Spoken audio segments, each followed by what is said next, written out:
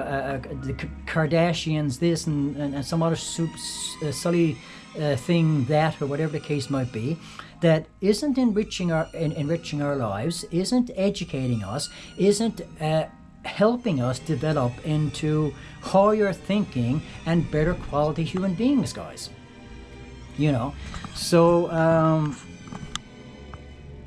so we have the technology to a very large degree to what we sort of envisioned that we might have had, or had hoped we would have had 40, 50 odd years ago, but it's not being utilized anywhere near the way it should be utilized to create the better world that we thought we were going to have 40, 50 odd, 60 odd years ago, guys. So that's the sad thing for someone like myself, that's reached the age that I'm at now. 2 more months time, roughly 2 more months time, I'm going to turn 60, and who is able to, and then of course anybody beyond, older than myself who can do it even better, and like look, longer time frame sort of thing, who can look back on all this and see the very sad, disturbing, distressing, depressing direction that we've been going in the past 25 odd years, guys. So we are homogenizing everything. There's no pop culture anymore to speak of. There's no variety in life anymore to speak of. We are creating more and more and more this drab, dreary, grey, featureless, characterless world and society and so on that we're all being expected to conform to, sort of thing. And it's not a nice, pleasant, happy space and place to be in right now, and it hasn't been for quite some time. And so those of us that are able to step outside of that and remember the way it was before, and it seemed like it just right at the year 2000, guys. It's uncanny. I don't know if it was done deliberately. If I saw the term societal engineering, or I'm not phrasing that quite correctly there now, guys. How society is being engineered now over the past couple of decades or so in particular. And one almost has to wonder sometimes, almost has to think, when you observe what's going on around you all the time, and have been for the past 20, 25 odd years now, if that's not exactly what's going on, guys, that society is being engineered. To what end, I'm not entirely sure. Why, I'm not entirely sure. Everything being set up in such a way to control us more and more and more, to conform us more and more and more, to conform our minds, to conform our thinking more and more and more, to the point that you don't have any real richness or quality of life anymore. You're just going around like a mindless zombie drone sort of thing, with no distinctiveness, no character, no individuality, no features that are worth mentioning, that are worth noting, sort of thing. And those that are totally into it and lost into it can't seem to see what's happening to them, don't want to seem to see what's happening to them. And those of us who are able to see it are just treated like we're some kind of lunatics, because we're pointing it out and people don't see it themselves. So they think, oh, that guy's talking nuts, it's foolishness is going on, but but we can see it, guys. We can see what's happening,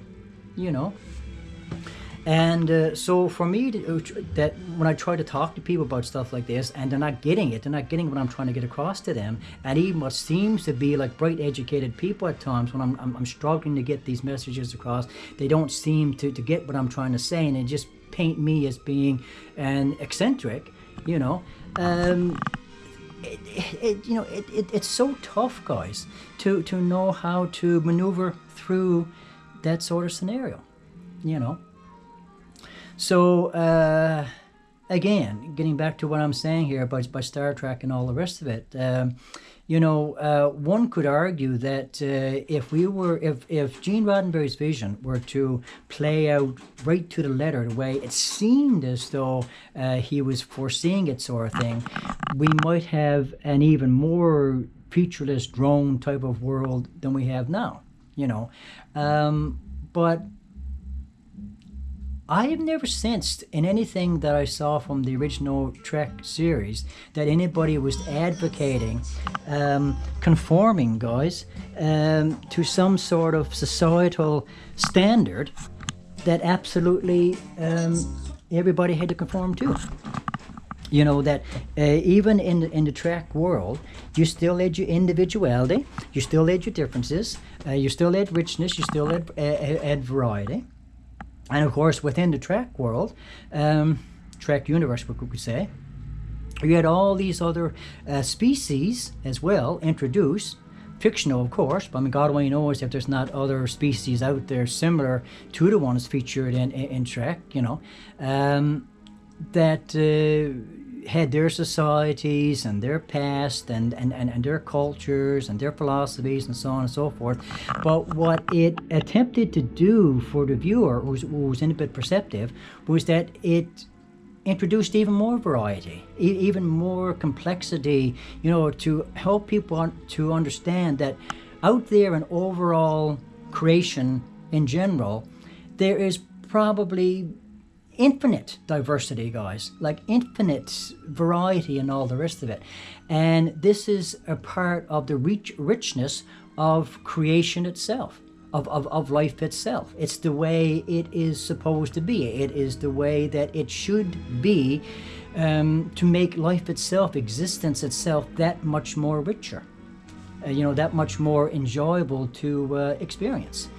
And so I never ever, for myself personally, sensed within the Star Trek universe, the original series, the first few series that came out, with the way Star Trek has been going in recent years, guys, the past decade, a couple of decades or so, there's been a lot of controversy between the older Trek fans and younger ones, you know, that, you know, it's gotten boring, it's gotten stale and so on and so forth. We've got to add more life to it, more activity, more thrills and spills and all that sort of stuff, you know, to make it more entertaining, you know.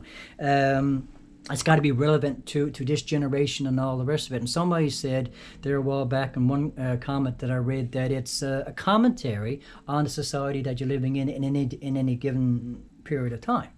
And I understand all that. I get all that, you know.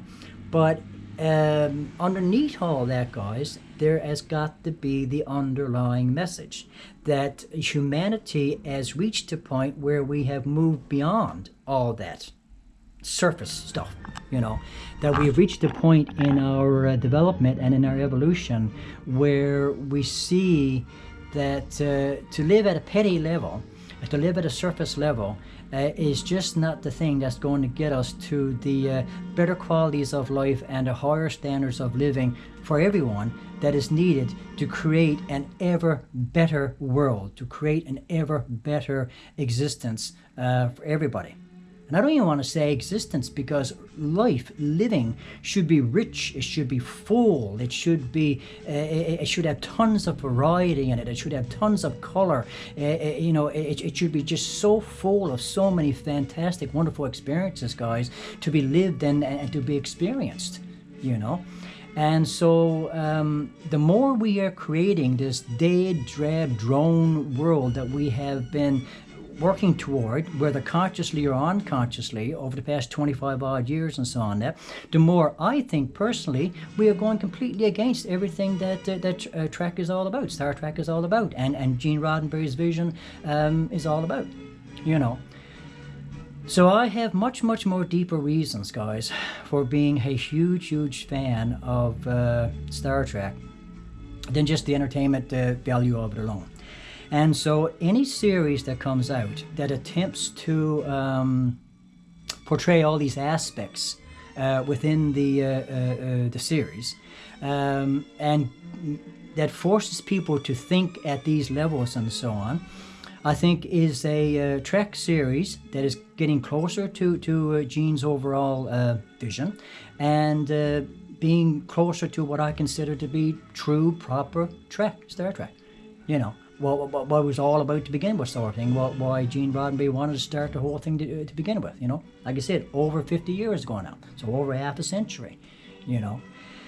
And so whether someone would want to call that a social engineering experience in and of itself, maybe yes, maybe no. I mean, you could almost classify anything as a social engineering project if you want to look at it that way, sort of thing. But I mean, I think anything that inspires people to be better, that encourages people to want to pull together more, and that presents a higher, better vision of the future than we currently have, that we can sort of work toward, shoot for, sort of thing. It can't be a bad thing, guys. It's just, how can it be a bad thing? It can't be a bad thing. And that's what Trek attempted to do right from day one, So I'm here right now. I'm saying this to you guys over my camera. Make this pretty lengthy now, I know, because I have so much more I could say here, guys. Well, there's a convention going on right across the parking lot here now, over that hotel. And the very fellow I would love to sit down and be chatting all this stuff about, a big a track star himself and so on, that in one of the big series that came out late 80s, early 90s, whenever that one came out, I can't do. I mean, I would love to be able to sit down with this man now and discuss all these things, share all these things with him, get his perspective on what he thinks my perspective is, like if he thinks I'm off or I've got it pretty well spot on or whatever, or share with me his viewpoint, sort of thing. I would love to be able to sit down and talk with some of these stars and some of these previous series and so on, that guys, and get their perspective on Trek and what he wanted to be a part of it and all the rest of it, sort of thing, But poverty prevents me, Like it prevents me from so many things in life, guys. My ongoing struggle with life in general. I'm not a stupid person, guys. I've got deep, profound ideas and concepts about stuff that most people don't want to listen to, and I know that because I can't seem to get ahead in life technically, as far as getting work and getting income coming in and living at a higher standard and all the rest of it. I must come across to a lot of people as a dopey individual, But I'm far, far, far from that, guys. But I mean, like, I see outside of the box, and I live outside of the box. I don't want to be a part of the rat race. Never have wanted to be a part of the rat race, And I think a lot of us that try to live that way, we do get marginalized, and we do have trouble succeeding in life because we won't play the game. We won't be a part of the system. As much as we can avoid being a part of the system, because we want, we just get shoved to one side as eccentrics and crazy people and lazy people and whatever the case might be, and we suffer because of it, So yeah. So I'm here now, like I said, making this video here now, guys. It's we're getting our last, what I hope is going to be our last little flick of winter conditions here now, guys. We're getting having flurries all day today. Started yesterday evening. It's going to go into to tomorrow, I think. They were forecasting maybe a few centimeters of snow on the ground. That seems to be melting now. So it's just this weird kind of like typical Newfoundland weather, guys, for this time of the year. But it's just one of these really weird kind of days. I don't know how to describe it to you. And so I'm going to have to clue this up right now shortly, guys, and get on with some stuff around the unit here and so on, that back to the practical aspects of living concerning my current situation. And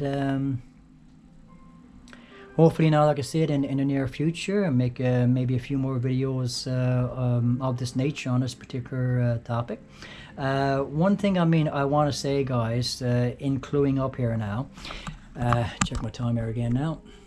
All right, almost 50 minutes in. Wow. Is that from my humble opinion, guys, from my humble perspective, I think, and I have always thought, that, and even more so today than probably when I was younger as well, that Gene Roddenberry had the right idea. He had the right vision for the future. He had the right idea of how the future should unfold.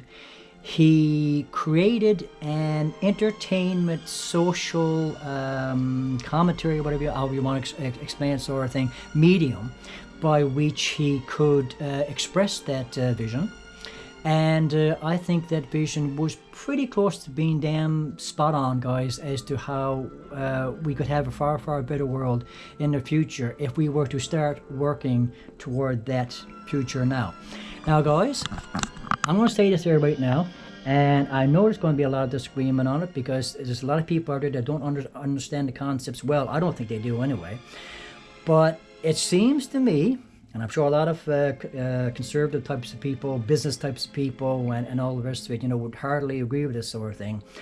That Gene Roddenberry seemed to be very socialistic and close to being almost sort of communistic in his ways of thinking about the way the future should be, sort of thing.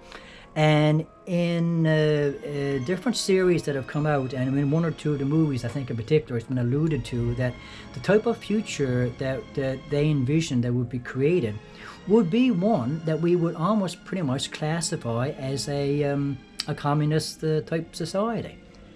Now, this is another extremely touchy subject, guys, because people don't understand pure, proper communism, the pure ideal in its undiluted, uncorrupted form. And it's got nothing to do, guys, and you've got to understand this, please, you simply need to understand this. It's got nothing to do with what's going on in Russia right now. It's got nothing to do with what's going on in China right now, guys. What's been going on in Russia and China now for, 60, 70 odd years, a bit of part of a century, I suppose, for Russia and so on. Communism, guys, in its purest, undiluted form, is the end of social class. Okay, there is no social class anymore in true, pure, proper communist society. Everyone is absolutely, completely equal. Okay, for starters. And it is the ending of an economic system that perpetuates a class system, where you have your rich and you have your poor. You have people that are down and out and practically living on the street, living next door to people that are living like the biggest, richest, most powerful people that have ever existed in history. Like the emperors and the great kings, and they had all the wealth and all the power and all the rest of sort of thing. These oligarchs, or what they call the freaking things over in Russia, sort of thing. The mega super rich people here in North America and parts of Europe and so on. What does one individual need billions of dollars for, guys? What does one individual could possibly need trillions of dollars for? Or hundreds of billions of dollars for, at the very least. Like, if you think about the top 1% of society that live at that stage, what possible need could you ever possibly have for that kind of wealth, guys, other than your fanatical need to control society and control the rest of the people around you, sort of thing?